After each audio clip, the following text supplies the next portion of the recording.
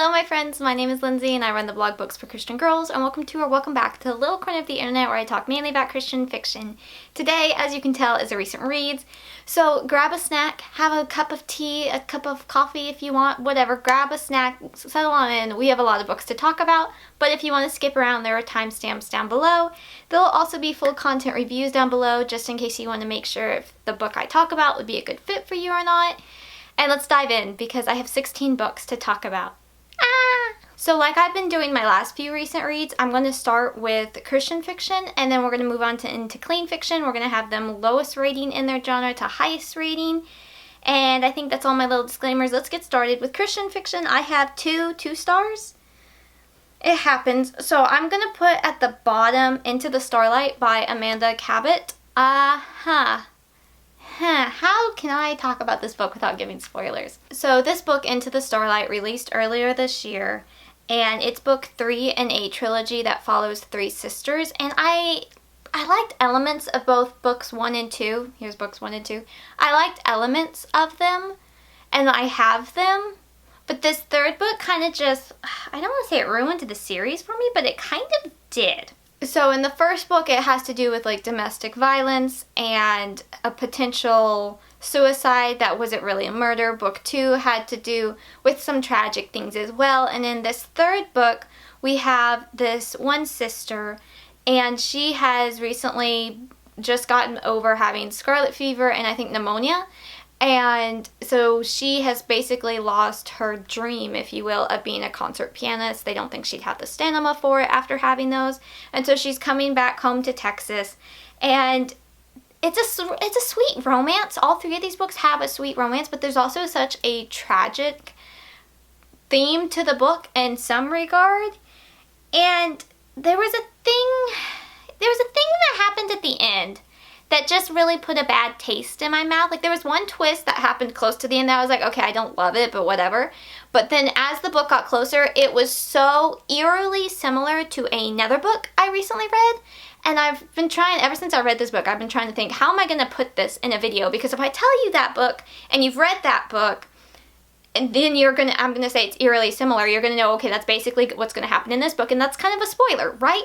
But I don't know. I sincerely just don't know how to talk about this book because it was so disturbing. In all reality, I was incredibly disappointed with that ending. It was a major letdown. What other ways can I say that phrase besides I was just completely disappointed in that ending?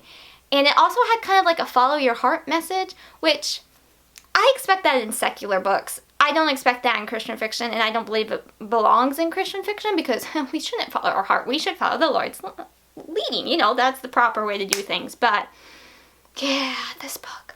I want to talk about the spoiler at the end of this book so bad. Like if I could just do like a rant just on this. Honestly, Morgan tagged me to do the I'm So Annoyed book tag, and I'm going to figure out how to worm this in because I've had 2 books this year that have had this kind of ending, and I'm done.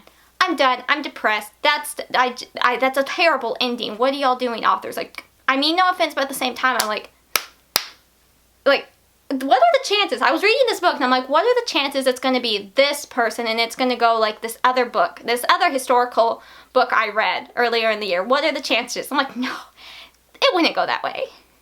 It went that way, my dear friends. I was very disappointed by the ending. It was very disturbing in all reality. And then it just kind of went another step further compared to the other book I read. That was just like, what in the world? Like it kind of, I don't want to say soap opera because I've never seen a soap opera, but that's what I picture. A historical soap opera was that ending. It was a mess. You know, honestly, if anyone wants to discuss it in the comments, feel free. We can discuss, but we need to mark that it's spoilers because I was horribly disappointed by the ending of this book. The more I talk about it, the more I'm like, why did I give it 2 stars? I don't know. Because that ending was just depressing. Moving on, my other 2-star for Christian fiction would be A Summer at Sagamore by Lisa Prysock. Prysock.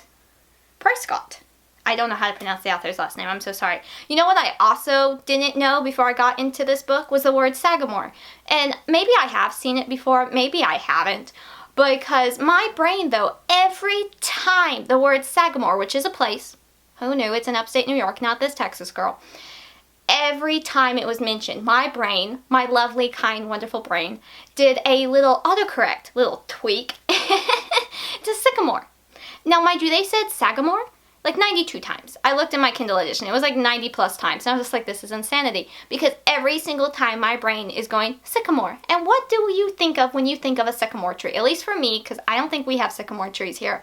I think of Zacchaeus and how he was a wee little man and how he climbed up the sycamore tree for the Lord he wanted to see.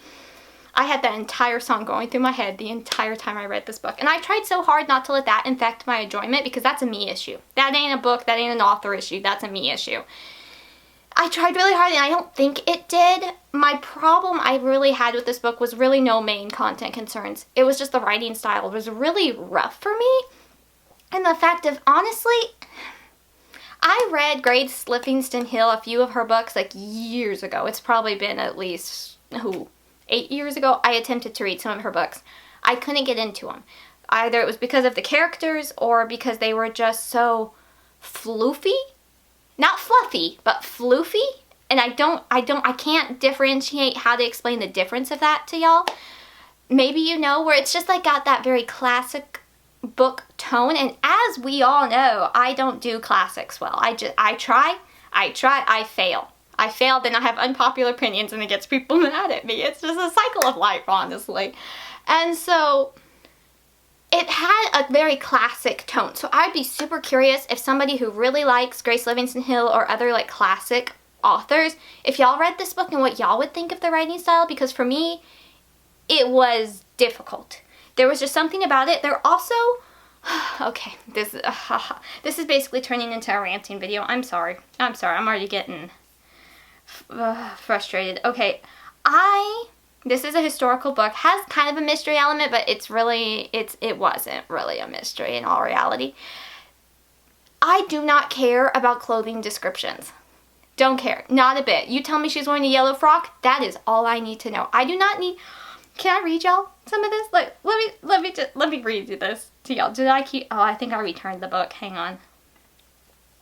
Because I need to know, does this bother y'all? Because I feel like I could potentially be in the minority about this, but at the same time, I think we all would agree this is just a little too much. Let's see. Okay, so Abby, the main girl, donned one of her favorite frocks, a white evening gown of linen with a layer of organza, I think that's how you say that material name, a ruffled hem, demi-train, I don't know what a demi-train is, and a blue organza sash at the waist. The gown boasted puff sleeves, a panel and high neck collar of lace, and another V-necked 3-inch ruffle dangling above the bodice on the blouse. I can't even talk anymore. Elizabeth rolled and pinned her hair up, arranging it in the latest fashion. In turn, Abby helped her sister and Elizabeth with their hair. I don't care. I don't care. And this book, almost every one of her gowns was described in a way. Now, mind you, not every time. There was one time it was just like, she put on a yellow frock, and I wanted to clap and cheer because I was so glad I was not getting the ruffles and the lace and the materials used, because I don't care. I sincerely don't care. I don't care if this is a contemporary book. I don't care if it's a historical book. I do not want to hear about the clothing description. If it's not like what the murderer is wearing, if it's not like crucial to the plot, I don't care. And that just might sound wrong, but it's true. So here's another thing. Situated in the main dining room at a long table with her family, Abby ordered the lamb with mint sauce accompanied by the hollandaise, I don't know, potatoes, new cauliflower and peas, lettuce with French dressing, and fruit punch. Grandmother ordered the caviar sugar canapes, I have no idea, for appetizers, and the teal duck with celery and mayonnaise for herself. Katherine debated between the roasted veal and the broiled bluefish, but ultimately choosing the roasted veal. Elizabeth settled on oysters Rockefeller. We have like 4 or 5 meals where that's described. Again, I frankly do not care. Like, I get when it's like a historical setting at a hotel, 1 or 2 meals, like what was the special? What was this hotel known for? That's cool. If you can find that information online and add it into your book, that's totally fine. I don't need to know what everyone's picking though. Personally, I would love to hear in the comments what y'all feel about that. Because that's just, to me, that's just adding in stuff I don't care about. Like, that has nothing to do with the plot. Okay, in the historical setting, sure, you could add in a bit. But when it comes to food, I'm not a food person in all reality. Like, I eat because I have to eat kind of thing. And so there's that. I don't really care about food. But on the fashion side, I can't picture a historical clothing. Like, that description meant nothing to me that I read to y'all. I can't picture it. And now if they're going to describe something like that, I need like the American Girl old historical Pleasant Company books where they had the little picture. Do y'all know what I'm talking about? That had the little picture on the side of whatever was being discussed. I need that. If we're going to describe clothes like that, I need that off to the side because it doesn't do anything to me. And even in contemporary books, I don't like when we're described their ripped skinny jeans and the messy buns and the off-the-shoulder sweater. I don't care. Like, that just, I don't know. Back before I got into Christian fiction, I was reading a lot of Wattpad books, and that's what that reminds me of. And the fact that it's adding words, yes, it gives the reader a visual, but like, is that necessary? If that's not going to come and play in some other way in the book, I don't want to know. It's just added words to me. So those are very strong opinions. I'm so sorry. I didn't mean to just like start off this video ranting, but I kind of did. Sorry. So anyway, a summer at Sagamore, not Sycamore. It wasn't bad. In all reality, it wasn't bad, and I don't want to like scare y'all off of that. If you like classic books, disregard everything I said. You'll probably be totally fine with it based off the one Jane Austen book I've read. But it was just the writing style, and then there was conversations that I was just like, do people have these kind of conversations? Like, it was just interesting. It was very interesting. A miss for me. A miss for me. Not my cup of tea. Totally might be your cup of tea, and if it is, go for it, and if you enjoy it, that's great. I struggled so much with that book. Moving on into happiness, or just happier rated books, I have some good ones here. And so I have A Last Hope by Verity Sandahl, I think is how you pronounce the author's last name. This is a retelling of the King Thrushbeard. I think that's it. I think that's where the R goes in that word. And I gave it a 3.5 personally. I do think it could be a 4-star for a lot of teen readers. I liked it. You know, overall, I thought this was fun. This is part of the Hope Ever After series, which is a bunch of different fairy tale retelling authors who have come together, done a retelling each. There's like 20 different books. I don't believe any of them are connected. And then all the profits are going towards OUR, which is a human trafficking organization to help stop that. And I think that's a great mission. So I've slowly been collecting all these on Kindle every once in a while. And so I read this one, and I honestly wasn't sure what to expect going into this book because I'm not overly familiar with the King Thrushbeard. I've probably read a couple, maybe 1 or 2 other retellings before this one, but it's not one I know very well. So that's a bonus because I don't really know what to expect. It's kind of like its own story, and then at the same time there are a couple cons, but I did really like the fact that it kind of stood by itself. But then after I read this book, I kind of looked more up into the retelling, and I could tell it was maybe more of a light retelling, maybe? I'm not quite sure, but it was cute. It had its positives. It's definitely going to be connected to other books by this author, you can tell. And I don't know, I'm not typically one for marriage of convenience tropes, as we've discussed, but I did like elements of this one. It was different. It did not go the way I thought it was going to go at all. And then we have a huge message of letting go of hatred and anger and bitterness that the main girl really has to work on because her kingdom, she's a princess, her kingdom was taken over by our main guy's family, and like they were kind of becoming friends when they were little, and we see that in the first chapter or so. And then she's just been betrayed, and her family is dead, and she's in hiding and all that kind of thing. So that angerness and bitterness has just festered over all these years. And now it's time for the main guy, the crown prince, to get married. You see where this is going. So it was interesting though, because it really did have to do with letting hope into your heart and letting go. And it had some Christian faith content. And then it had, how do I say it? Like magic powers? Powers. Yeah, magical powers. That I've noted that's what it was called. So they had magical powers. So the main girl and her family can fly, but then the main guy, if he touches someone, he can feel their emotions to tell if they're lying or not, which both reasonably cool powers, I would guess.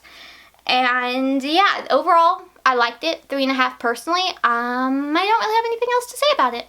My next book I also gave 3.5 stars, and that was Whitewater Wishes by Katherine Robles.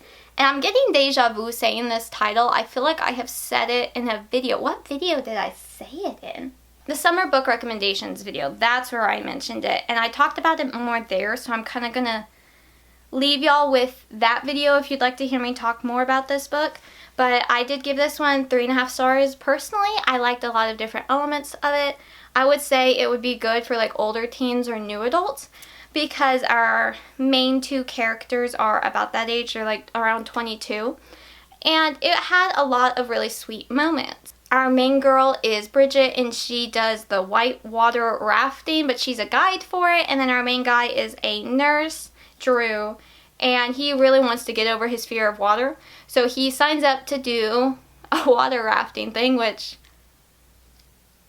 like, I was impressed by him in a lot of regards. This book was interesting. It wasn't your typical contemporary Christian romance book because they actually had interest outside of their attraction for the other, which who knew that could happen, right? They have friend groups and they're trying to help their friends, but then her father isn't doing well and then things happen. And so there's just like a lot of different elements to it where their main priority is not the other person and thinking about them 24/7. And I just found that incredibly refreshing in a lot of ways. I'm not going to talk about this one too much more. I think I'll link y'all to that other video just because, again, I have a lot of books to talk about today. So we're going to move on into the next book, but I did like this one. He was kind of a nerd, but it was cute. Overall, it was pretty cute. My next one is a new suspense book, and that is Target Acquired by Lynette Eason. This is book 2 in the Lake City Heroes series. Book 1 was Double Take, which I would say I liked better than this one. This one I gave 3.5 stars as well. Okay, so first things first, trigger warnings. We have mental asylums on page, and then there's people being held there against their will, and there's mentions of suicide. So, take of that how you will. This is the first one I think I've read by this author that has a kind of split time period. Not fully, like there was like 5 or 6 chapters that are set back in like the 1940s, 50s about our main couple and the present day's grandmothers and their family situation because it's all connected, of course. And I don't think she's done any other books like this before. I'm not sure. I haven't read all of Lynette Eason's books, but I have read a lot of them. And I liked this one, but I definitely preferred the first book in this series. Particularly, I think I really struggled with the historical elements. But our main girl is Kinsey, and she is a SWAT medic, which I guess I've never read a book where the main character is actively on SWAT. Maybe not. I feel like I've always had like ex-SWAT members or that kind of thing, but maybe not fully on the team. So it was really interesting to get the information about that and see how they do, because the main guy is Cole, and he is kind of her upline in the team, if you will. Her, right above her, he's kind of like, what is that? The captain? What? It was his title. I can't think of what his title was. But so, you know, there's the different suspense elements and targets on their back and all that kind of stuff. It was just really like the historical setting kept pulling me out of the present day and all that suspense and what I was really interested in. I didn't necessarily care about the historical time period. So, yeah. Not bad. If you like this author, you could definitely give it a try. Dad's calling me. Hi, sorry, I just got a phone call and I'm not sure where I was, so we're just going to skip on to the next book. I think I talked enough about Target Acquired. I liked it. I'll get my own physical copy of it probably, but it's not a super high priority for me. It wasn't bad. Not bad. Not the author's best in my opinion, but not bad. Then, okay, my first book to hold up, actually. Woohoo. Let's do that. I'm going to set my laptop down. Now, it's not this whole book, because this is a collection, but I finally have started my rereading of the Kristen Miller series. Woo! Okay, yes. How many years have I been saying I was going to do that? Well, I have finally started. hopefully I'll continue. No. Summer Promise is book 1 though. This is one of the old covers. I much rather prefer this cover. I really do. It's cuter. This is a 3-in-1, so I'm going to continue on rereading, updating. It was so wild to read Summer Promise, the first book, because I did not remember how jam-packed that book was. But I'm getting ahead of myself once again. I'm so sorry. This feels chaotic already. This has been such a crazy week and I'm just like trying to squeeze this in. I'm so sorry, my dear friends. But Christy Miller is a very classic, very much beloved series for a lot of Christian girls, myself included. And this whole series has like 40 plus books. And so I've always wanted to read them all in their proper order because I've actually never read like the last half of the series. So, well, really more than the last half. I've read them. There's her first series, the Christy Miller main series, the College Years, and the Serena Jones series. I haven't read any of the other ones, so I have quite a few to catch up on. But Christy Miller in this book, it starts off when she's about 14, 15, and she's going to visit her aunt and uncle in California for the summer. And I just want to hug Christy. Like now, it's so wild. I read this book prior to starting BFCG, so I was probably about 12. And then I read it when I was like 16, 17, and now here I am reading it at 25. And it's so wild, the different emotions and the different feelings and how like some are relatable to Christy and then not the best choice Christy, and then I just want to hug her and like big sister her. It's so funny how that has just like shifted as the years go. I gave this a nostalgic rating of 5 stars still because it's a classic to me, but personal rating would be more like a 4. It was a little cheesy or cringy at times because Christy does not make the best decisions and she does act like a brat at a couple times, but that is what makes the character development just so much better. The faith content in this series is just so well done. There's so many things in this book, in this first book, but just in this collection as well, and it's just got a really special place in my heart. So I started my rereading. Woohoo! Now, we're going to have a little debate here. Okay. I asked on Instagram and I asked on my YouTube community page, but I wanted to ask in this video as well. When you have a volume or a collection that is multiple books in one technical book, how do you put it on your Goodreads? Do you just do the individual books? Do you just do the volume? Do you do both? I feel like this needs to be discussed way more than all the other bookish debates, at least in my opinion, because I'm very curious. I feel like there could be very strong opinions one way or the other. It did seem like on both platforms, the majority of y'all will just do the individual volumes, which it depends for me, really. Depends. I don't really like the old covers. They're very dated, so I'd much rather have this one on my reading challenge, but to count for like, you know, books read, I do the individual books. So I don't know, I think it's an interesting little debate we could have. It's not really a debate, but that is that. We're just going to set that there for the time being. And then I have 2 books in the same series. So we're going to, one of them had a slightly lower rating, so it's kind of messing up our order, if you will. But we're going to go with this. And so I read Digging Up Secrets by Elizabeth Penney. Now who's calling? Where was I? Okay. Oh, I'm so sorry, my dear friends. This video is all over the place. But this is a start of a new Guidepost mystery series, and I've read quite a few of their mystery books in their series, and I always like to give a couple of them a try. But I think this series might be a really good winner for me. This is about, oh, her name just went out of my head. Harriet, who has inherited her late grandfather's vet clinic over in England, so she has now moved to England and is just trying to not only learn how to drive on the wrong side of the road, but she is just trying to meet the different people in town. And I don't know what is it about this series so far. Maybe it's just that like English cottage country charm, but this series has had such a charm. And it's been really, really sweet. I really liked this first book. I gave it 4 stars. It's a mystery involving found jewels that were a part of a jewel heist many years ago, and I really had fun reading this one. And so I picked up a little more recently. I picked up book 2, which is Hide and Seek by Beth Adams. I didn't love this one as much, mainly because the ending I I didn't love the ending and how it all was resolved. So I gave this one a 3.5. This one, I would say, book 1, I would totally think it would be fine for like a 12-year-old if you want to read it. There's no romance so far. There's maybe a hint to a future romance, but currently no romance. And so I feel like this one would be fine. This one, I have a spoiler note for parents in my review that talks about maybe why it wouldn't be the best for that young, that y'all can check out if you'd like. I didn't love this one as much, and in all reality, this book actually spoils book 1. Which makes sense, and like, you know, normal series order, follows the same main girl, same area, all that. But Guidepost books typically don't spoil.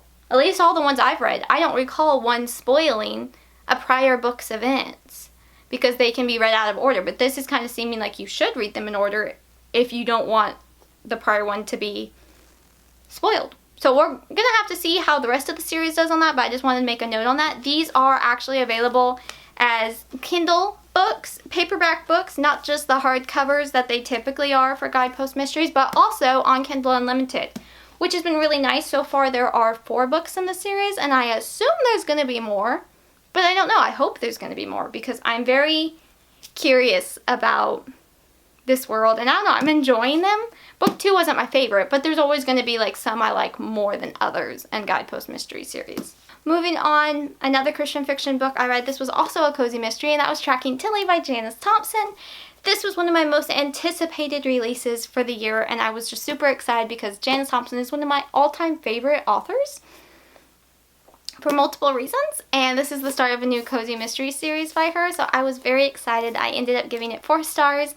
I thought it was a great start to the series. I'm looking forward to seeing how it continues. I would put it more for like 14, 15 plus. But I'm looking forward to seeing how the rest of the series continues. What can I tell y'all about it? Let's see. So our main girl is Erynn, and her grandfather passed away a few years prior, and when he was sick, he sold his red pickup truck, his old, I don't remember what it was, Chevy something or another. It's an old truck. He called it Tilly. And so she's finally been able to track it down. And so she buys it, she bids on it, and when she goes to pick it up the next day, it's been stolen from the auction block. So that just kind of sets off on where is it, what's going on, and then there's, of course, you know, suspicious characters and small town drama, because Janice Thompson writes small town drama so well, so there's all that kind of it. And yeah, I really enjoyed it. Book 2 is releasing February, I think, sometime early next year, and I already have that one pre-ordered. My last book for the Christian fiction genre is a 5-star book. My first official 5-star for Christian fiction for 2024 would be The Broken Branch by Erynn Mangum. I made a whole reading vlog about this book where I basically just cried throughout reading it, because it was just... It's hard to say it's so good, but it... golly, I don't know what to tell y'all about this book that I haven't already said.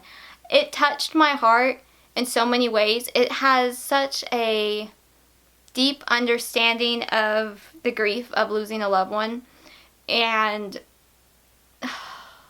how we have to cling to Jesus, and just so much. I cried a lot reading this book. It was excellent.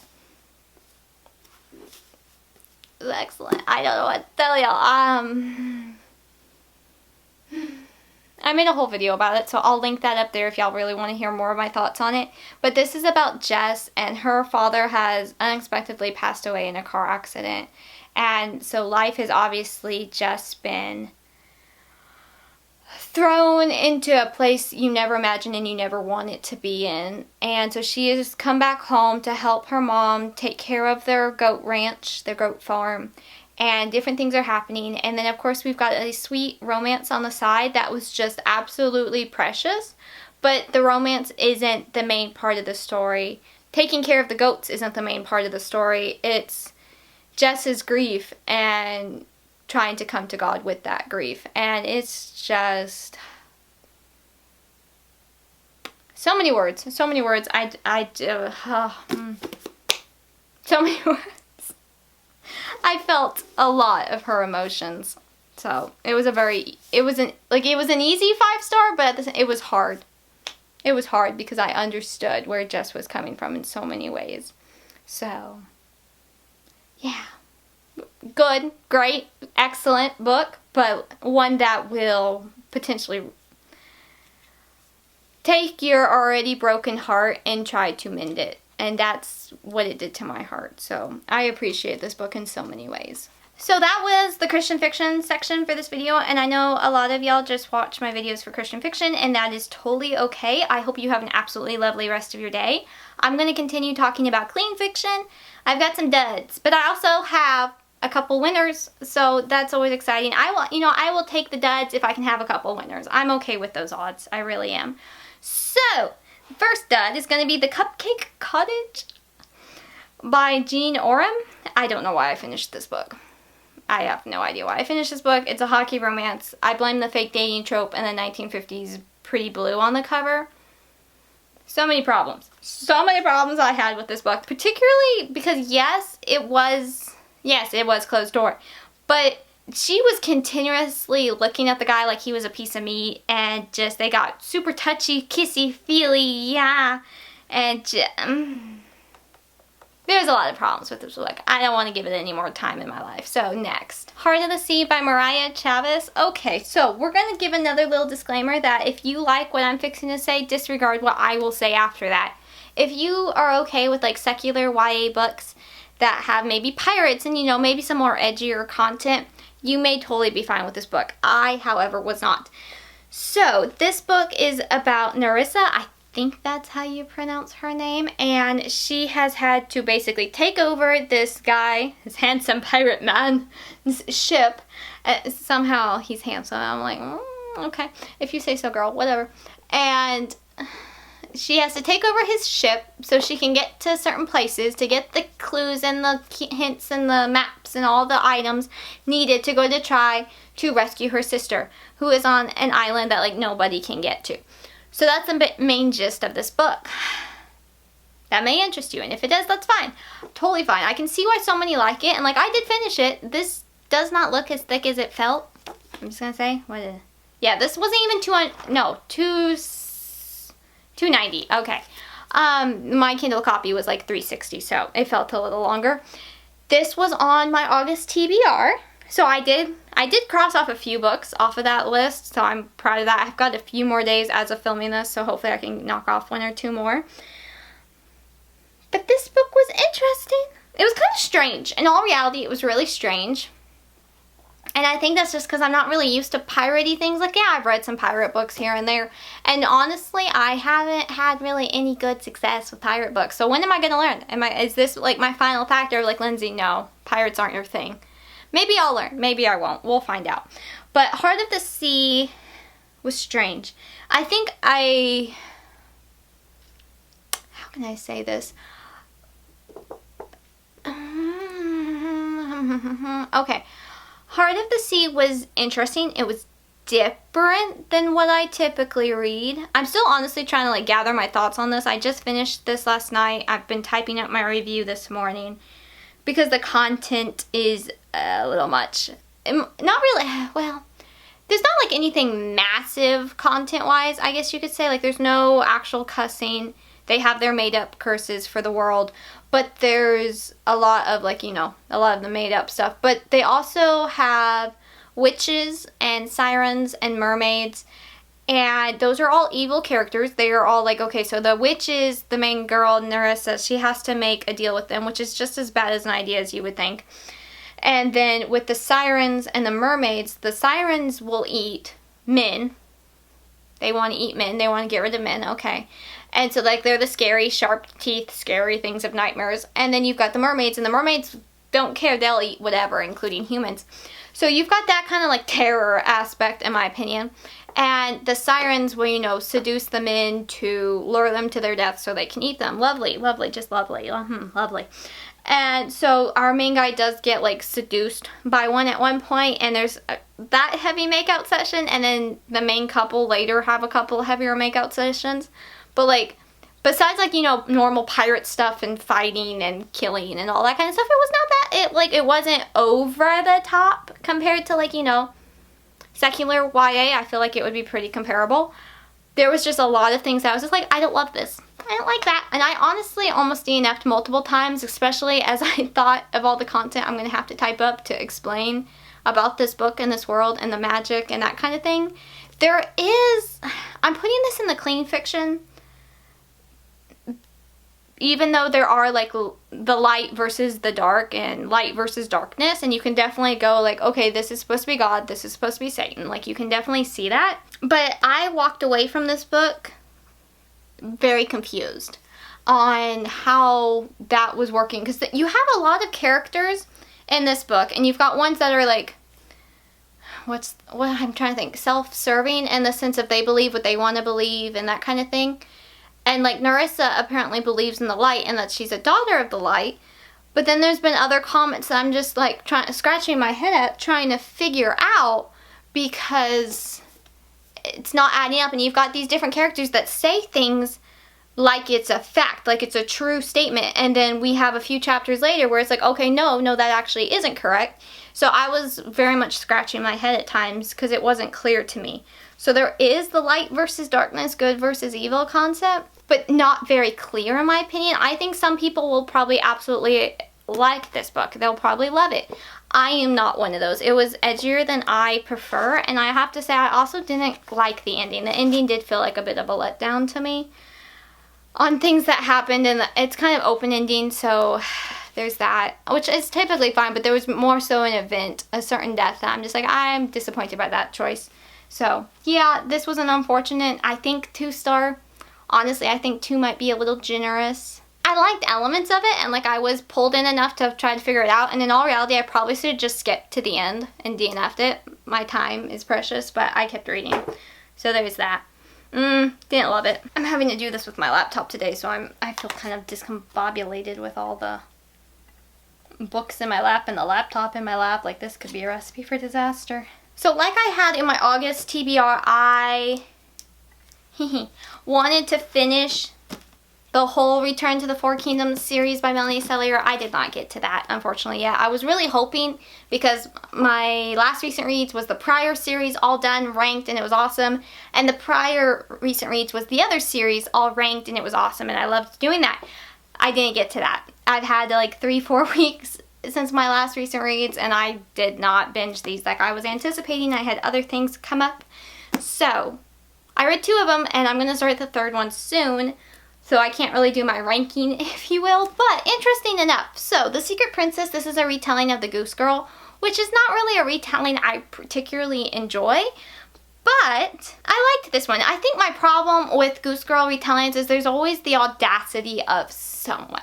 There is someone that's just like, oh my goodness, can we push her off a bridge kind of concept. You know, like sometimes it's the princess, and this one it's not the princess, it's another one. The princess is a good girl, we like her, but there is someone in here that I'm just like, can somebody just like get rid of this chick? She's being so infuriating. So it's the injusticeness. Let me re-say that. It's the injustice of this retelling that I'm just like, I don't know if I really love it. My eye was twitching when that character appeared, but I did actually really end up enjoying this book. It was a very easy 4 stars for me. I liked all the geese elements, and I pictured ducks because I like ducks. Geese are mean, so I've been told. But ducks are cute. I want ducks. I want ducks. Daisy, can you imagine what my beagle, my sweet Daisy Beagle would think of ducks? Yeah, I don't think that'd go well either. But I actually really got into this story though, and I really enjoyed it. I did a few tabs on different places. It was fun. I think another really good enjoyment though for this series was that we see this is set at the main castle of the first couple, Alyssa and Max, and I was so happy to see them again. And then they've got kids, and I was very excited to see the 2 of them together. That's honestly probably what most of these tabs are, is Max and Alyssa, because I was so excited to see them. So that was just so fun. It's really weird to think about. It's been 11 years in this world since that first book. That's so weird. That's so weird to think about. There is a love triangle in this book, and I wasn't sure who to trust. I was honestly suspicious of both. But it was fun. It was fun. I didn't completely see the ending either, so that was impressive.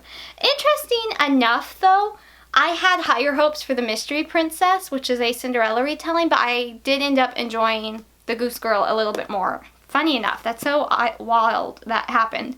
Because a Cinderella retelling, that's like, you know, yes, Cinderella, Rapunzel, I'll always take those two. So, yeah, I liked it. I did like the other one a little bit more. I don't really have too much to say about this one. I liked the main girl, Daria. I was excited to see her because we saw her in the second series. And it was nice that the stepmother character in this one and the stepsister, they weren't evil. They weren't cruel. They had one moment where I was just like, okay, are you kidding me? But other than that, they weren't bad. They were maybe a little selfish or self-focused even, but they weren't evil or cruel, except that one part with the dress. But other than that, I liked it. I wish the romance would have been a little bit more developed. They were cute, but I didn't really get why he fell for her based off of what he knew of her. So, besides that though, cute. Going to get to the rest of the series very soon. Okay, my next one is actually a Korean manhwa. It's by Hyuna Cho, or Hyun-A Cho, as it's written in English. So I've actually read, this is Your Letter, is the English title, and I've actually read this about 3 times now, 3 or 4 times, and every time the ending just makes me bawl. There is just something about the build-up that just gets me. And so this is the official English edition, and I was disappointed that there was some translated cursing to it. So heads up for that. There is cursing, which is annoying. Like, I'll probably be scribbling that out because it's like, I don't really want that on my shelves. Thank you. No, thank you. This book is kind of hard for me to recommend on this channel though because of the cursing and then also the bullying. I feel like if you've seen a Korean high school drama where there is a lot of bullying, then you probably would, like, if not that you'd be okay with it, because obviously that's not okay, but in the sense of that would be kind of very similar content, I guess you could say. I mean, this is a book that you could probably read in a couple hours, so compared to a drama that's typically 16 hours, you know, so it's less, but it still has that content.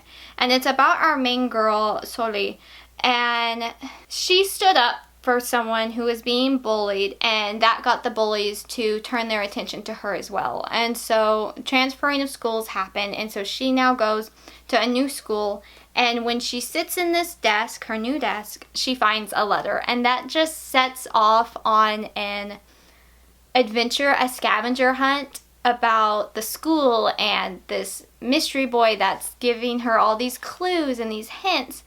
And it's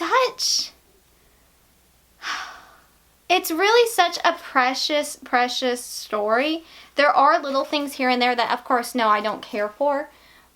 But there's so many parts, and then it just builds up, and that reveal at the end just makes me sob. I don't know what it is. Like, I think it's the build-up, because, like, it's like you're not quite sure what happened to the boy who sat at the desk that she's now sitting at, and that kind of thing. I don't know if I'm doing am I doing okay explaining this? I don't feel like I'm doing as well. There is the cussing, though. There is the bullying. But to me, this is one of my favorite Korean manhwas because of the storytelling and the adventure. There's a little bit of magic at one point with a certain character that's called a witch, which, again, I don't love that she's called that. So there are little things that I'm like, no, I don't love it. But it is still a favorite Korean manhwa for me. Number one, because I don't have... There's not too many I would actually talk about on this channel, and there's even fewer that have actually been translated into English. I was very excited to see this one translated. There was a rumor, look at this picture. It also has like a little map, and it's so fun. There was a rumor that this is going to become a drama, and I'm not sure if that's for sure or certain or anything like that, but it would be a really good drama. If they followed the book, which... they have difficulty following the books over there too, so it is what it is. So, yeah, there's that one. And then, my last book, A Game of Hearts by Joanna Barker. I talked about this in my mid-year freakout video, so we're going to do there. But because I've already talked y'all's ear off enough, what I'm going to do, I think, right now is insert me talking about this book on a 9-minute little TikTok I did, because I can't upload that to YouTube Short, it's too long, and I can't do it to Instagram because it's too long. So we're just going to stick it here in this video because I know not everyone is on TikTok, but I just had to talk about this book somewhere, and I really, really enjoyed it. I gave it 4.5 stars. I'll let past Lindsay talk about it. Hi, my name is Lindsay, and I am a Christian booktuber, and I am getting ready to film a video today, but I just had to hop on somewhere and talk about a book I just read. So if you would like to join me, I'm not a beauty guru, I'm not going to be showing my product or anything, but I gotta talk about the book I just read because it was so stinking cute. So it was a No Spice Regency book. It is called A Game of Hearts by Joanna Barker. The title, the cover, adorable. It just fits the book so well. It is an enemies to more story, and I'm not typically an enemies to more girly. That's just not my thing. I'm gonna look over here for a minute to do makeup. We'll see how well this works. I've never done a get ready with me like this, and it's a little awkward, but we're gonna try. And I'm gonna get distracted and stop talking in the middle of my sentences. But basically, this is a Regency book about a girl named Marigold, and she loves archery so much. And with the Olympics, I just thought this was going to be like the perfect time to read this book, and it was. It in fact was. Like, it just added to the excitement and everything because archery is my favorite sport to watch in the Olympics. People are going to be judging me doing my makeup. Please don't judge me. I don't know what I'm doing. I just know it somewhat works. And she has always wanted to join this little archery society, but the main guy who does it is a baron, and nobody will go against him, and he's a jerk. We don't like him. We don't like him, okay? He's not the love interest. The love interest is the best shooter on that men's archery society doohickey thing, and they have known each other for 12 years. They kind of grew up together, and they're, yes, it's enemies to more, but it's also just like they have antagonized each other for years. The entire years they've known each other, they have just like been at each other's throats, and it's just continued even though they are now 19 and 22. And they compete in the little archery shoot-off things, and the first year she won, the second year he won, and it starts with the third year. And there's been some problems with this Baron guy. And so they really just, though, especially the main guy, Tristan, he really just loves getting a rise out of Marigold, and it was just the funniest thing. Their banter, their wit, at first they might be like, okay, this is a little juvenile, you two, like, get it together. But they have been, like, nemesis to each other for the last 12 years, so it kind of made sense. And in all honesty, the more the book continued, the more I cracked up. I am one of those that is not a fan of the enemies to lovers, enemies to more, whatever you want to call it, trope, because it's typically like the whole, they hate each other's guts and they're mean to each other, but then all of a sudden there's a 180 switch and they're thinking about the other's lips. Like, I don't like that typically, and I know I'm in the vast minority of that here on Book Talk, but this book made me question if I really don't like enemies to more for a hot second, because they're more antagonists, and it was just so incredibly humorous with their banter and just the competitiveness that they both have, and then just the archery scenes, and then certain things happen and there's forced proximity, and things happen, and it was it was something. And then there's kisses in the rain. That is one thing. I don't know if it's growing up watching Pride and Prejudice 1,008 times with my mom and sister, but kisses in the rain are one of the superior tropes, and I need to start making more notes of what books have those, because superior kisses, in my opinion. Like, if we're gonna rank kisses, that one wins, in my opinion. Let me put it this way. If you really think Princess Diaries 2 is superior to Princess Diaries 1, I would disagree with you, but I can see why you like Princess Diaries 2, but this book had Princess Diaries 2 vibes, okay? Like, if you, but Regency, okay? Regency, no princess, no royalty, but kind of like that competition, and I loathe you. That vibe, go for it. Go for it. You will thoroughly enjoy this book. I thoroughly enjoyed this book. What else do I want to? Oh, the microtrope. I need to talk about the microtrope that was in this book. Microtrope that somebody is talking smack about her and she's not there to defend herself, and he doesn't think that's right, so he defends her. Even though everybody knows they are like big competitors and that kind of thing. Yes. So I'm not that competitive. At least I don't think I am. I've been told that might be an understatement. But in my family gene pool, I am not that competitive. Thank you very much. And so the tagline on the front cover really shouldn't get me as much as it does. But it says, if you can't join them, beat them. And there is just something about that I just freak out about because I love it. So a gauntlet is thrown and she has to start her own archery society with only women. And she's really the only woman in the area that really takes archery serious, so she's got her work cut out for her. But then things happen. Oh, I want to give spoilers. I want to give spoilers so bad. The back cover doesn't say it though. But things happen and forced proximity enters in, and it was kind of glorious. I'm not gonna lie. Like, it was a little like, oh my goodness. And we've got him being a gentleman, and then the confession. The confession thing, like, all of y'all talk about Mr. Knightley and if I loved you less, I could talk about it more. I just read him for the first time. I didn't love it. Like, so many people hyped it up, and I was like, it's okay. But this book is what I expected Emma to be. This main character, Marigold, this is who I expected Emma in Emma by Jane Austen to be. Was this Marigold. And I think I just thoroughly enjoyed this book. I gave it 4.5 stars. It felt like a 5 to me. It really truly did. But it had a couple kisses that was a little much for my taste. Now, I have a very low threshold in all reality compared to a lot of people, and particularly here on Book Talk. Y'all kind of scare me, I'm not gonna lie. So my threshold is very low, but this is no spice. There is no open door scenes. There is no closed door scenes. There's some cuddling and kisses, but like, it ain't over the top. Like, I would say 16 plus personally, but I know there's 16-year-olds out there reading way worse. I'm trying to think what else I want to say about this book, because I have y'all's attention for like these few minutes and I've probably already lost most of y'all, but it was just really good. The second book is going to be about her really good friend and her older brother, which I am always down for the best friend's brother's trope, or the brother's best friend, whichever variety. I'm here for it. Yes, thank you. I'll give me 14, like, whatever. It was gonna be great. Like, the cover is, there's the cover for book 1, so pretty. Here is the cover for book 2. Stunning. Like, I am so excited about reading that one. I'm gonna have to hold myself back because I have other books to get to, but next month maybe.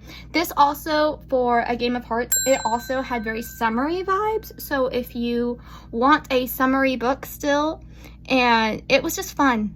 It was so much fun. I had high hopes for this because I had a few book friends just rave about it.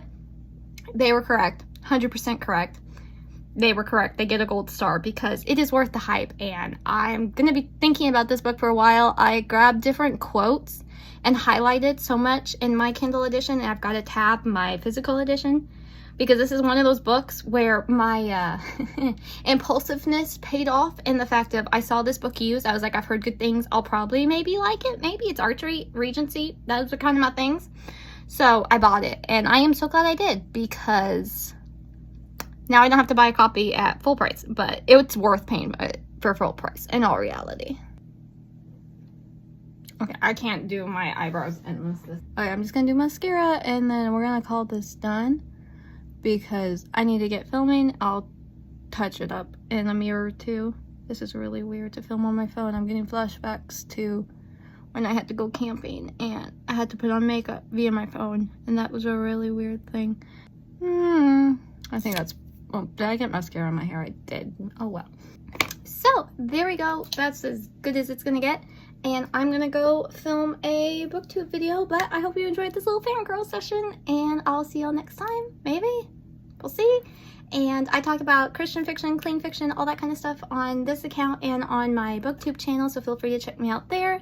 And I hope you check out A Game of Hearts, because that was really good and I was so pleasantly surprised by it. But I hope y'all have a lovely rest of your day. Bye! So yes, this was absolutely so enjoyable. Princess Diary 2 vibes, the kissing in the rain scenes, just the rivalry. I think it is confirmed I like the rivals to more. I think we are correct on assuming that. And it was just excellent. A little kissy a couple times. I won't lie, a couple kissy. That's why we have half a star docked. But I cannot wait to read book 2 soon. I think I'm going to pick that one up here in September.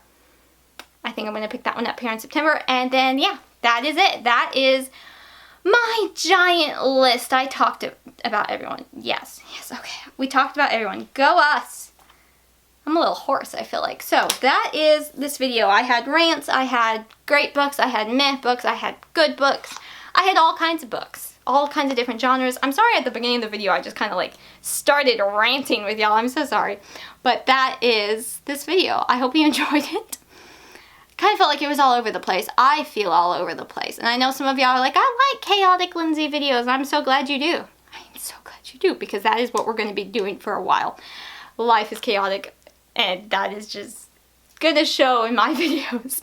So I hope you enjoyed this video though. Let me know if you've read any of these. Do you want to read any of these? I feel like I've already talked about most of these and other places. Like, let's see. Digging Up Secrets, I've talked on Instagram. The Broken Branch, I talked about earlier on another video. I did Game of Hearts on TikTok. I'm trying to do a little more active on TikTok.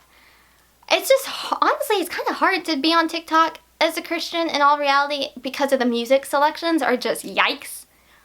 They're yikesers, and like the things that trend always have cussing, and I'm just like, where's the wholesomeness? I don't think it's on that app, but I'm trying to bring it. Need more genetic books on there. No, maybe that would bring the wholesomeness to TikTok. Things to think about and ponder. But that's it for this video. I hope you enjoyed it. Let me know if you've read any of these. Did any of these catch your eye? I'm sorry I didn't talk too much about them, but hopefully some of them have your eye caught. I'll have your eye caught. That sounded really weird. Sorry. I'll have links to these down below for Goodreads and BFCG reviews if you want to check them out. Okay, but before I just keep blathering on, I'm going to let y'all go. Thank you so much for watching, and I hope you enjoyed this video. I am Lindsay from the blog Books for Christian Girls at blogspot.com, where there's a new review every Monday and Friday. I try to post a new video on this channel every Friday, and I'm also on Instagram, TikTok, Goodreads, all the many places, so I can talk about books here, there, and everywhere. Alright, I'll see y'all next time. Have an absolutely lovely rest of your day, y'all. Bye!